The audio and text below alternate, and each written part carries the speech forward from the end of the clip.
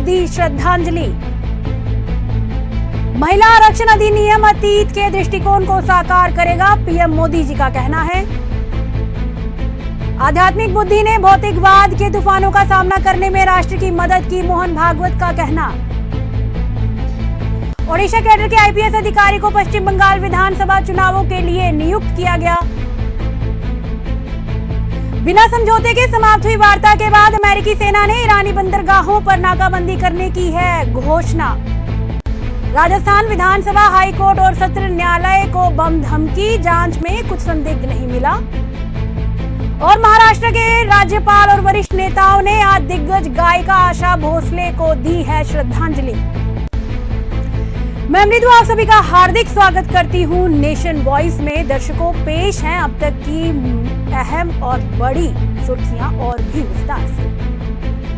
राष्ट्रपति द्रौपदी मुर्मू जी ने आज जलियांवाला बाग नरसंहार में अपनी जान गंवाने वाले स्वतंत्रता सेनानियों को हार्दिक श्रद्धांजलि दी और कहा कि राष्ट्र उनके बलिदान के लिए हमेशा ऋणी रहेगा। राष्ट्रपति जी ने एक्स पर हिंदी में पोस्ट कर जलियांवाला बाग के शहीदों के देशभक्ति भाव को याद किया और कहा कि ये भावना नागरिकों को राष्ट्र सेवा में समर्पण व निष्ठा के साथ प्रेरित करती रहेगी। 13 अप्रैल 1919 को अमृतसर के जलियांवाला बाग में रॉलेट एक्ट के खिलाफ शांतिपूर्ण प्रदर्शन कर रहे सैकड़ों निहत्थे लोगों पर ब्रिटिश सैनिकों ने बिना चेतावनी के अंधाधुंध गोलीबारी की। द्रौपदी मुर्मू जी ने बताया, मैं जलियांवाला बाग में अपनी जान न्यौछावर करने वाले सभी अमर स्वतंत्रता सेनानियों को विनम्र श्रद्धांजलि अर्पित करती हूँ। इस दुखद घटना ने देश के लोगों में नई चेतना का संचार किया है और स्वतंत्रता के संकल्प को और भी सशक्त किया है। राष्ट्र हमेशा उनका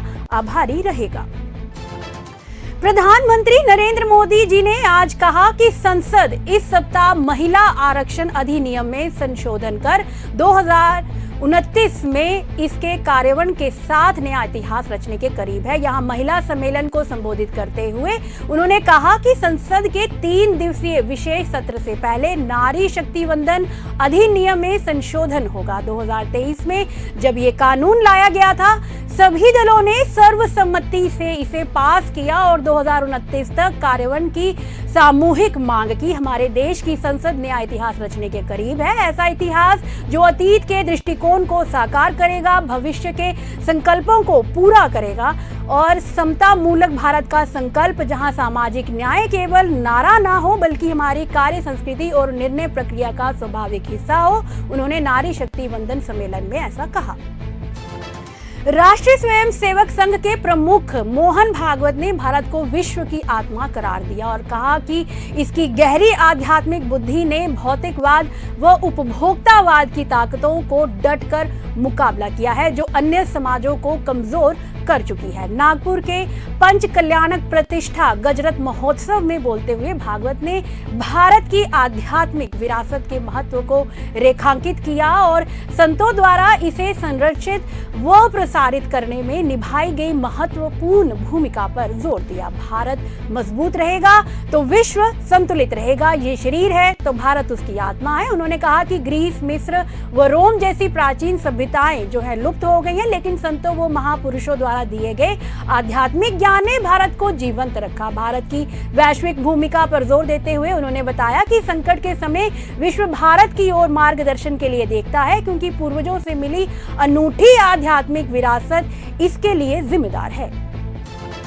निर्वाचन आयोग ने ओडिशा कैडर के आईपीएस अधिकारी को पश्चिम बंगाल विधानसभा चुनावों के लिए सरवणा विवेक एम को पुलिस पर्यवेक्षक नियुक्त किया गया है। 2015 बैच के ओडिशा कैडर आईपीएस अधिकारी विवेक को 2 चरण वाले मतदान के दौरान पुलिस संबंधी व्यवस्थाओं की निगरानी करेंगे। भारत के संविधान के अनुच्छेद 324 तथा जन प्रतिनिधित्व अधिनियम 1951 की धारा 20B के तहत प्रदत्त शक्तियों का प्रयोग करते हुए निर्वाचन आयोग पश्चिम बंगाल विधानसभा 2026 के सामान्य निर्वाचन के लिए सरवणा विवेक एम को नियुक्त किया गया। अधिकारी को निर्वाचन आयोग के पास प्रतिनिधि युक्त पर रहने के दौरान इसकी नियंत्रण, पर्यवेक्षण और अनुशासन के अधीन कार्य करने का निर्देश दिया गया है। निर्वाचन आयोग की अधिसूचना के अनुसार कर्तव्य की अवधि नियुक्ति की तारीख से शुरू होगी और चुनाव समाप्ति की तारीख को ही समाप्त होगी। पश्चिम बंगाल 23 और 29 अप्रैल को मतदान करेगा और 4 मई को इसकी मतगणना होगी। राष्ट्रपति डोनाल्ड ट्रंप ने आज कहा कि पाकिस्तान में अमेरिका ईरान युद्ध विराम वार्ता बिना समझौते के ही समाप्त होने के बाद अमेरिकी नौसेना रणनीति हॉर्मुज जलडमरू मध्य में जहाजों के प्रवेश निकास पर तत्काल नाकाबंदी शुरू कर देगी। यूएस सेंट्रल कमांड ने घोषणा की कि सभी ईरानी बंदरगाहों पर नाकाबंदी आज सुबह 10 बजे ईडीटी से शुरू होगी, जो सभी देशों के जहाजों पर निष्पक्ष रूप से लागू होगी। हालांकि सेंट्रकॉम ने कहा कि गैर ईरानी बंदरगाहों के बीच यात्रा करने वाले जहाजों को जलडमरू मध्य पार करने की अनुमति रहेगी। ये राष्ट्रपति के पहले पूरे जलडमरू मध्य को ब्लॉक करने की धमकी से पीछे हटना है, बशर्ते ईरानी बंदरगाहों से बचाव हो। ईरान के रेवोल्यूशनरी गार्ड ने बाद में कहा कि हॉर्मुज ईरान के पूर्ण नियंत्रण में बना हुआ है और गैर सैन्य जहाजों के लिए खुला है, लेकिन सैन्य जहाजों को कठोर प्रतिक्रिया मिलेगी। ये बयान अमेरिकी सेंट्रल कमांड की नाकाबंदी घोषणा के बाद उसके जवाब में आया, जिसमें ईरानी बंदरगाहों को निशाना बनाया गया, लेकिन गैर ईरानी ट्रैफिक को अनुमति दी गई।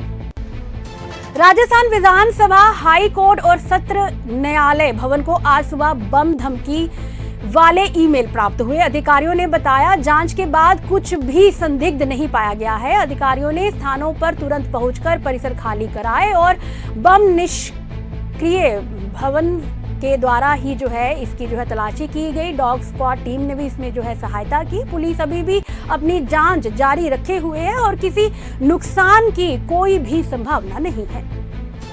और अंत में महाराष्ट्र के राज्यपाल जिष्णुदेव वर्मा जी तथा पूर्व मुख्यमंत्रियों सुशील कुमार शिंदे और उद्धव ठाकरे ने आज दिग्गज गायिका के निवास पर पहुंचकर उनके पार्थिव शरीर को श्रद्धांजलि दी। 92 वर्षीय गायिका आशा भोसले, जिन्होंने 7 दशकों में अपनी अविस्मरणीय धुनों से पीढ़ियों को मंत्रमुग्ध किया, रविवार को मुंबई के ब्रेंच कैंडी अस्पताल में मल्टी ऑर्गन फेलियर से उनका निधन हो गया था।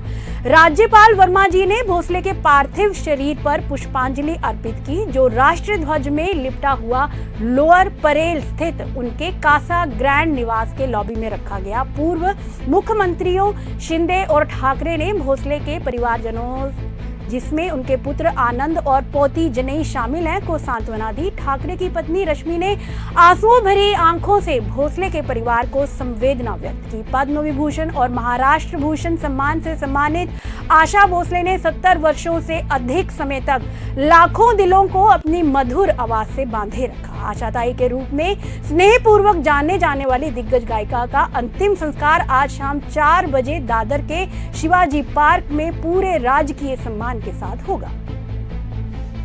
तो दर्शकों, नेशन वॉइस में अभी तक के लिए बस इतना ही। और भी जानकारी के लिए बने रहिए अर्थ न्यूज के साथ। जानकारियों का सिलसिला यूं ही चलता रहेगा। तब तक के लिए नमस्कार, जय हिंद।